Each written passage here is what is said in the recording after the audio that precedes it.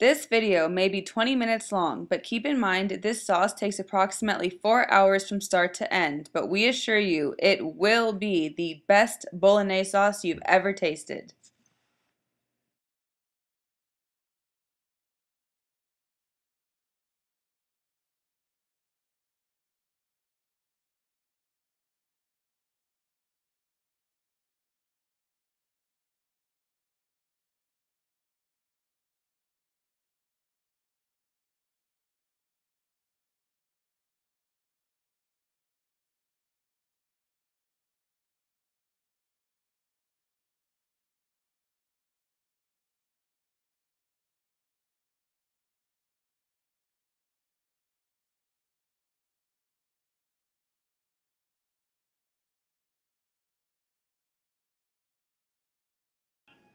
Hey guys, Chef Tyler here.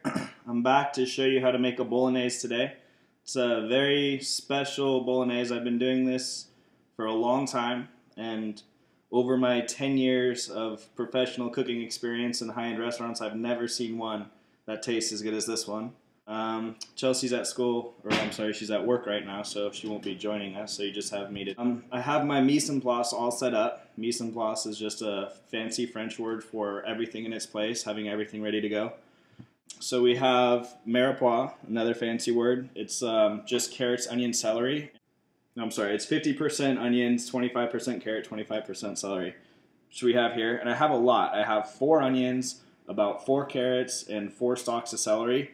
Minced up very fine.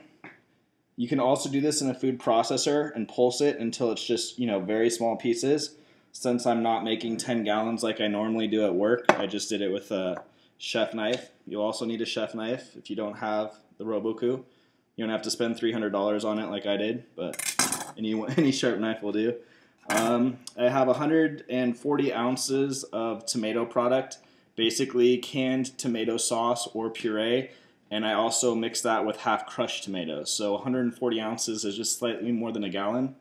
And I recommend it if you can get San Marzano tomatoes. Makes a very good sauce. I also have about 2.5 pounds of Italian sausage. I could only find link, so I just simply took it out of the casing. If you can find loose Italian sausage, it just saves you a step. And I also have maybe a little more than 2.5 pounds, maybe 3 pounds of ground beef.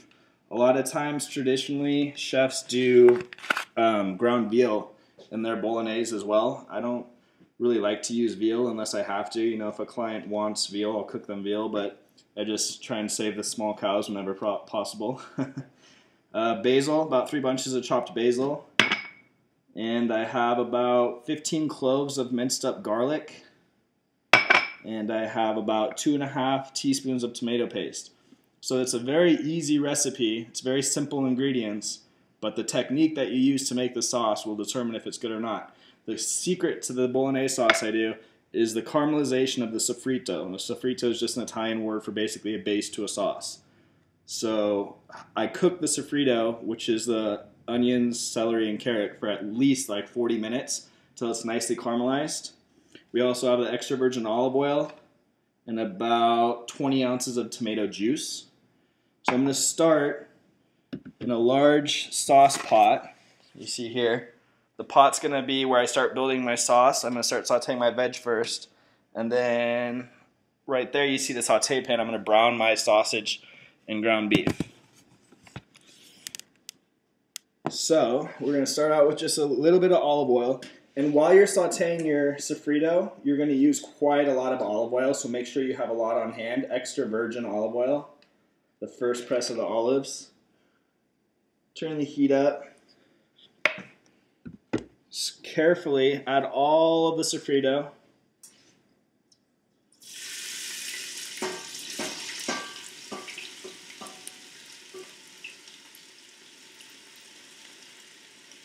It's a lot of veg, but this really makes the backbone of the sauce, the caramelized sofrito, the basil, the garlic, and then the richness of the sausage and the beef in the background makes a really nice sauce.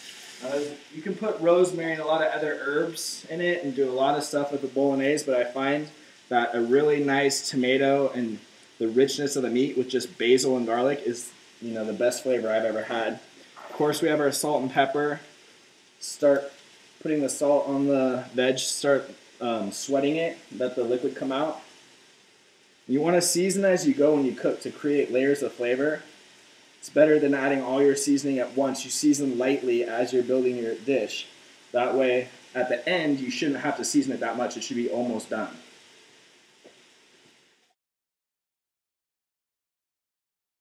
I have a wooden spoon here. It's very good. As you're sauteing the veg, you want to scrape the bottom of your pan, because as this cooks, as the sugars start developing in the veg, it's going to start sticking to the pan, and the more you keep the pan clean up front, the less it's going to stick later. If it does stick later, you can always just deglaze with a little bit of the tomato juice, and it'll clean the pan, and then you'll start adding your meat and the rest of the tomato products. I used to put wine in this recipe, but after trial and error for many, many years, I stopped putting wine. I think it's a better flavor with no wine. If I had to guess, I've probably made close to 1,000 gallons of this sauce in my life. I've been doing it for a long time for big banquets. And like I said, I usually make about 10 gallons at a time. So I've really had to dull down the recipe to show you guys this. All right, so we have the other saute pan hot. We're going to start browning our beef. Yeah, I like to add just a little bit of oil to keep it from sticking a little less. You don't have to. The beef will render out, the fat will come out, and it'll almost start poaching itself later, but I just like to put a little bit of oil in it. We'll start out with ground beef. Once it's nice and brown, salt, pepper, we're going to drain it, and then we'll do the sausage, but you don't need to season the sausage because, of course, sausage is already seasoned and has all the flavor ready to go. Got a nice smoke on our pan, so it's going to get a good sear on it. I'll probably have to do this in 2 batches. But we'll start out with that one. Hit it with salt, pepper. And once I get this beef sauteed, I'll come back and show you where we're at with our sofrito, how the color looks, because you're going to want to make sure you cook the sofrito down a lot.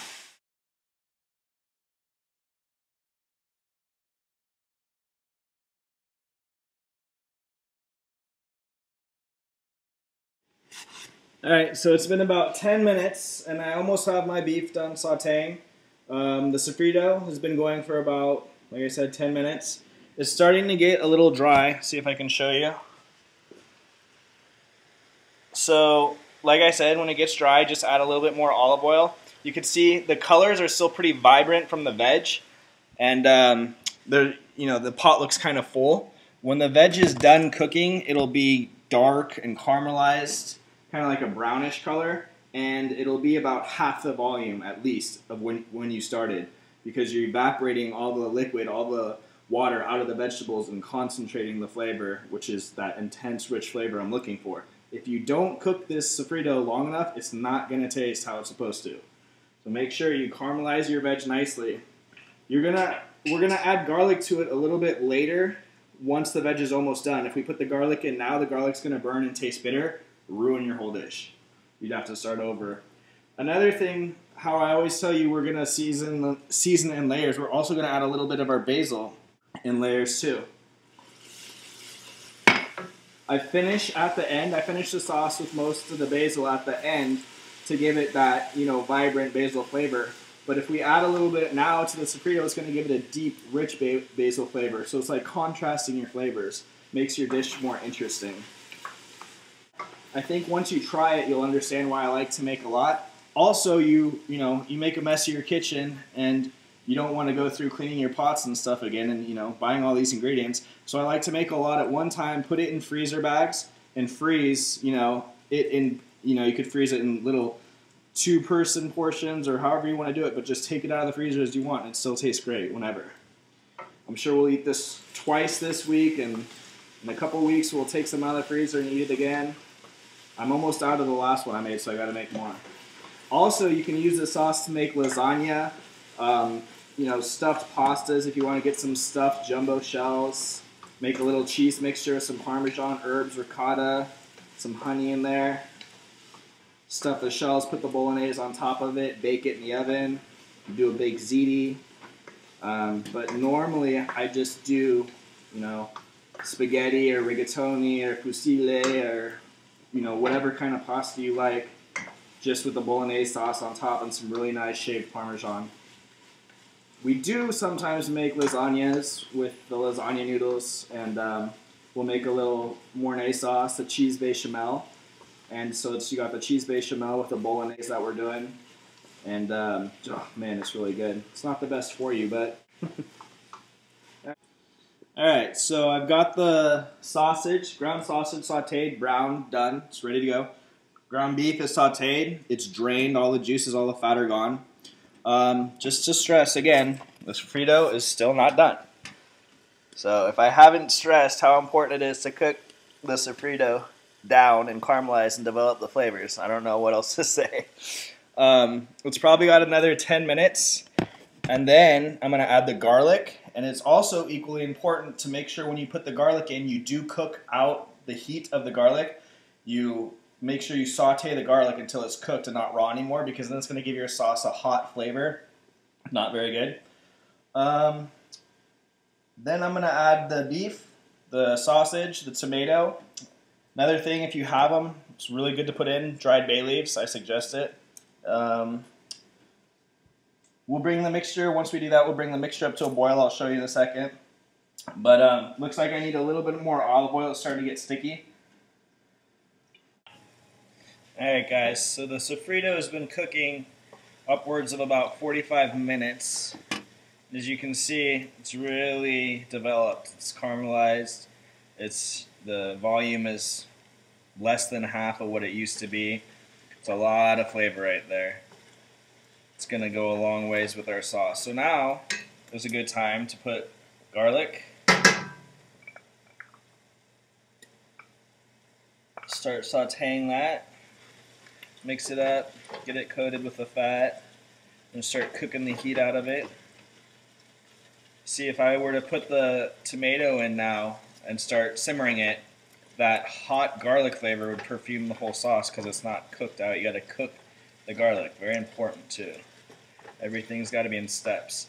When you're doing simple food like this, where there's not a lot of ingredients, it's important that you do it right with technique, and that the ingredients you do have are very good, very fresh. Some of the best food I've had in my life were very simple things. It doesn't have to be complicated.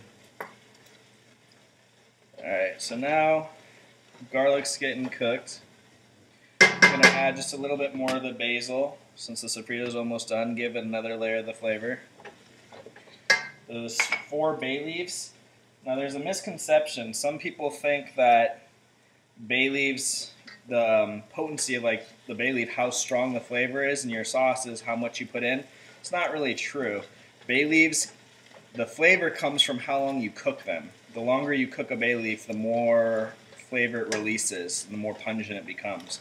So if you add 10 bay leaves right now and only cook it for half an hour, you're not going to get very much flavor. But if you add 1 bay leaf and you cook that sauce for quite some time, you'd probably get more flavor than if you added more. So remember, when we do put our meat in the pot, it's important you put the meat in first. I learned the hard way over the years many times, getting unwanted baths about putting, heavy meats in a liquid sauce, and it splashes you. After about the 3rd time, I've never done it again. Alright. Let's cook this garlic down for a little bit more. Give it a little bit of salt, the sofrito. Alright, so now the garlic's almost done cooking. At that time, I'm going to add my tomato paste. That's a lot. It's probably about 3 tablespoons of tomato paste. I also like to saute the tomato paste as well. Cook that just a little bit. Let it get a little toasty on the bottom of the pan. So in here, just to recap, it's the sofrito that's all caramelized. We've cooked it with some of the basil. The garlic's almost done cooking, and I just added the bay leaves. Once I saute this tomato paste for a little bit, I'm going to deglaze it with just a little bit of the tomato juice to make sure the pan does not have any little stuck-on pieces of vegetable or anything. Because if you have, a sticky pan right now, if you have stuff stuck to the bottom of your pan right now, when you put all this meat in there, it's just going to get a lot worse. You're going to have a burnt sauce. People will have a heavy meat sauce like this, leave it on the stove on like medium heat for an hour, come back to it, and the whole bottom of the pan is burnt. And then the biggest mistake you can make is when you try and scrape that off and clean it. If that happens to you and you do feel that your pan is getting, sticky at the bottom, just very, gently pour the sauce out. Don't scrape the pan. You don't want to get that burnt flavor in your sauce because you're going to ruin it. And transfer your pot or clean your old pot and start over again. But if you have badly burned your sauce and it's really, really stuck on there, the flavor, the damage is already done. The burnt flavor's gotten in your sauce. Restaurants do smoked tomato. It's not a fact, but it's a personal theory of mine that the whole smoked tomato thing that's so popular in restaurants now came from somebody burning a sauce and playing it off like, oh, well, it has a smoked tomato flavor, which is actually not a bad idea because it does have its uses in the right place. So the sauce is, we're going to put the tomatoes in it. Let me just get the juice to deglaze real quick. It'll start picking up anything that's on the bottom of the pan.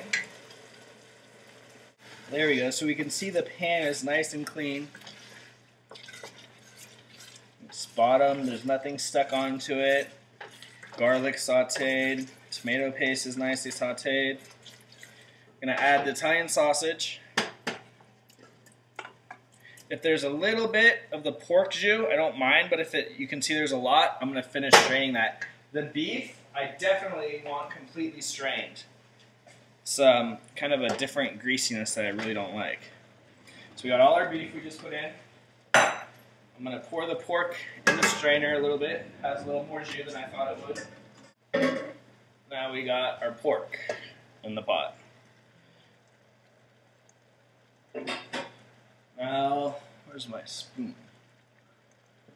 I like to coat the meat with the tomato paste. Just get it all coated real quick.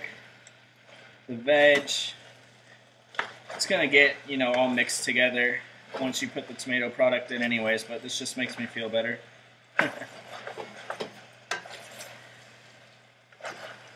There we go.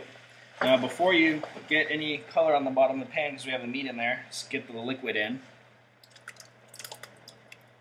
Won't be so worried about burning. Try and do it without making a complete mess of my stove. So now comes the next long part. I'm going to incorporate this sauce with the meat. Get all the meat off the bottom of the pan, mix it up real nice. And now we start to cook the sauce. It's, it's not something that I think needs to be cooked all day long, but I would say a good 2 hours or an hour and a half at least, you're going to have a beautiful, beautiful sauce. Looks a little bit thick. You can add more tomato juice and even some water. Like if you're using the canned tomatoes, fill it up halfway, 3/4 of the way with water, shake the can and dump it, and as it simmers, the water will evaporate and it'll just get rich, concentrated. People are always afraid to use water in their cooking. They think it's going to dilute it or make it lose the flavor. Water's a neutral flavor. It's not really going to dilute anything. It's just going to evaporate as the sauce cooks, but it's going to be a little bit easier for it to simmer when it's not so thick. Alright guys, so what I did was I just added another pot. I scooped some of the liquid out since we didn't have enough space for it all in one pot and added it to another pot. As they both reduce and simmer, you probably could fit it all in the same particular pot I'm using right now. I'm used to being, in a professional kitchen where I have these huge pots, but since I'm making a large batch at home, I can only fit so much in it. But not that big of a deal. Just add another one and we're good to go. So the liquid's almost come up to a boil. You want to bring it up and watch it so it doesn't... What is the dishwasher doing? The dishwasher needs attention. You want to bring it up to a boil and watch it so it doesn't stick. It's almost there, and then we're going to turn the heat down and let it simmer for about an hour and a half, 2 hours. And if they, reduce enough to where we could fit it in the same pot, great. If not, it's all right.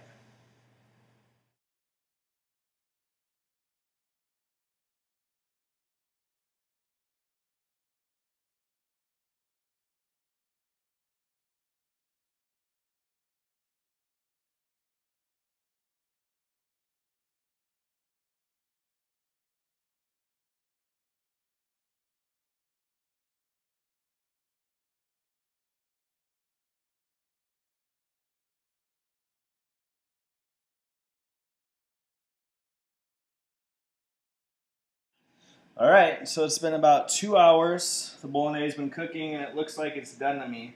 I already went ahead and finished it off with the rest of our basil. So all the basil's in there, 3 bunches in total. Fresh basil. It's really soft and you'll barely notice it when you eat it. I'll put some of the sauce in a little ramekin here so you can see the color I'm talking about. So it's pretty dark red, rich. It's really deep red flavor or color, and it's viscous. It's not runny, but it's not too thick like a stew. You can control how thick it is by how much meat you put in it and how much liquid you put in it. If it looks a little thick, kind of like paste when you're cooking it and reducing it, then you could add just some tomato juice. Also a little bit of water. I put some water throughout the cooking process just to get it to the consistency and texture I like. I also salted it, tasted it and salted it. So it's done. The seasoning's good. It's got the fresh basil flavor. It's a really nice bolognese sauce. I'm sure you guys will like it. I hope you try it. And my in-laws who will be visiting me in the next day or two, I'm sure will love it as they did last time I made it for them. So thanks for watching, and I hope yours turns out as good as this one.